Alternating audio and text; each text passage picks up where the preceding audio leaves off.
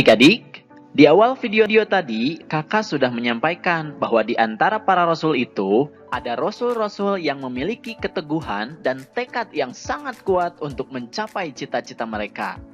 Merekalah yang disebut dengan Rasul Ulul Azmi. Apa sih yang dimaksud dengan Ulul Azmi?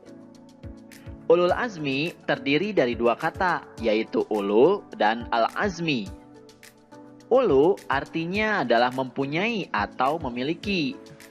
Sedangkan Al-Azmi artinya adalah teguh atau tekad yang kuat. Sehingga Ulul Azmi artinya adalah memiliki keteguhan atau tekad yang sangat kuat. Itu berarti Rasul Ulul Azmi artinya adalah Rasul yang memiliki keteguhan atau tekad yang kuat. Para Rasul Ulul Azmi memiliki keteguhan, tekad, ketabahan, dan kesabaran yang sangat kuat, serta teguh dalam menjalankan tugasnya, yaitu menyampaikan ajaran-ajaran Allah Subhanahu wa Ta'ala. Lalu, siapa saja Rasul yang tergolong Ulul Azmi?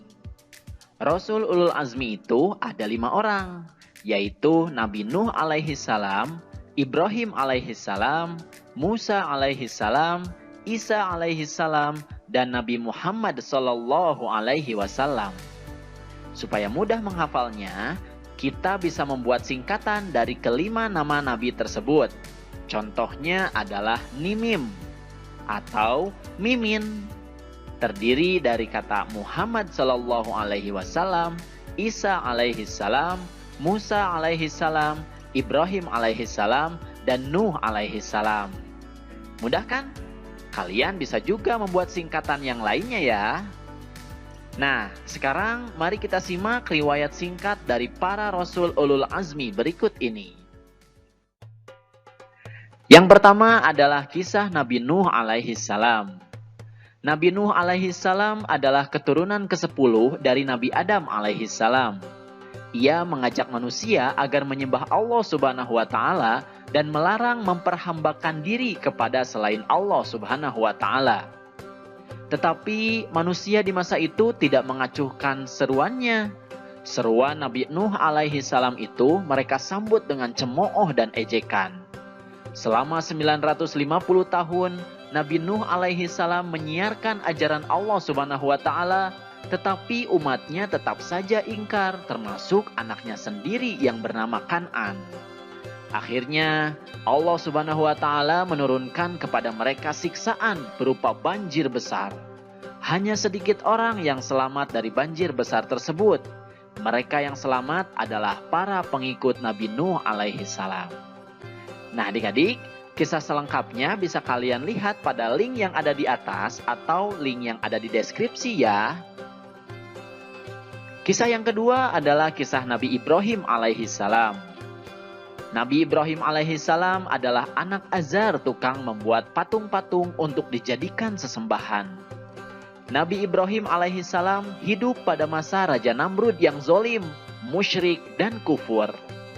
Nabi Ibrahim alaihi salam mengajak Raja Namrud dan kaumnya agar beriman dan menyembah Allah Subhanahu wa Ta'ala. Nabi Ibrahim alaihi salam mengajak mereka agar mereka meninggalkan menyembah berhala. Ada banyak kesabaran dan keteguhan Nabi Ibrahim alaihi salam yang dapat kita ketahui lebih lanjut. Karena ketaatan Nabi Ibrahim kepada Allah Subhanahu wa Ta'ala, maka doanya pun dikabulkan. Nah, kisah selengkapnya bisa kalian lihat pada link yang ada di atas atau yang ada di deskripsi ya. Kemudian kisah yang ketiga adalah kisah Nabi Musa alaihi salam. Nabi Musa alaihi salam adalah putra Imron, keturunan Bani Israel. Ia hidup pada masa Raja Fir'aun yang sangat zolim, mengaku dirinya sebagai Tuhan. Siapa yang tidak mau menuhankan Fir'aun, maka orang itu akan dibunuh.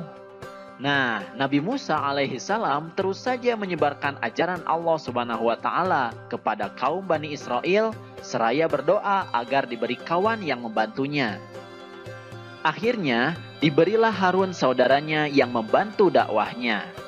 Doa Nabi Musa alaihi salam pun dikabulkan Allah Subhanahu wa Ta'ala, maka Nabi Harun alaihissalam diangkat Allah Subhanahu wa taala menjadi seorang rasul. Nah, adik-adik, kisah selengkapnya bisa kalian lihat pada link yang ada di atas atau yang ada di deskripsi ya. Kemudian kisah yang keempat adalah kisah Nabi Isa alaihissalam. Nabi Isa alaihissalam adalah putra Maryam. Dengan kekuasaan Allah Subhanahu wa taala, beliau dilahirkan dengan perantaraan ibu saja. Keajaiban kelahiran ini menjadi ujian kepada manusia, percaya atau tidak kepada kekuasaan Allah Subhanahu wa taala. Nabi Isa alaihissalam dalam menjalankan dakwahnya diancam dan direncanakan untuk dibunuh dengan cara disalib. Namun Allah Subhanahu wa taala menyelamatkan Nabi Isa alaihissalam dengan cara diangkatkan ke alam gaib atau Mi'raj. Ternyata yang terbunuh adalah orang yang menyerupai Nabi Isa alaihissalam, yaitu Yahuza atau Yudas Iskariot. Kalian bisa lihat Quran surat An-Nisa ayat 157 yang artinya, Bismillahirrahmanirrahim, tidaklah mereka membunuh dan menyalib Isa. Hanya orang yang diserupakan Allah dengan Isa alaihissalam yang tersalib. Quran surat An-Nisa ayat 157. Nah, adik-adik, kisah selengkapnya bisa kalian lihat pada link yang ada di atas atau yang ada di deskripsi ya. Nah, adik-adik, kisah kelima adalah kisah Nabi Muhammad SAW. Akan tetapi, kisah Nabi Muhammad SAW ini akan kita bahas pada video berikutnya ya. Bismillahirrahmanirrahim. Dan ingatlah ketika kami mengambil perjanjian dari para nabi dan dari engkau, dari Nuh, Ibrahim, Musa, dan Isa putra Maryam.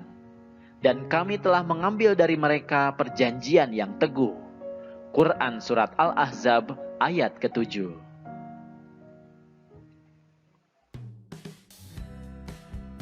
Alhamdulillahirabbil alamin. Materinya sudah selesai. Semoga sekarang kalian sudah mampu memahami makna Rasul Ulul Azmi dan kisah keteladanannya ya. Terima kasih atas perhatiannya dan mohon maaf jika ada kesalahan. Billahi taufik wal hidayah.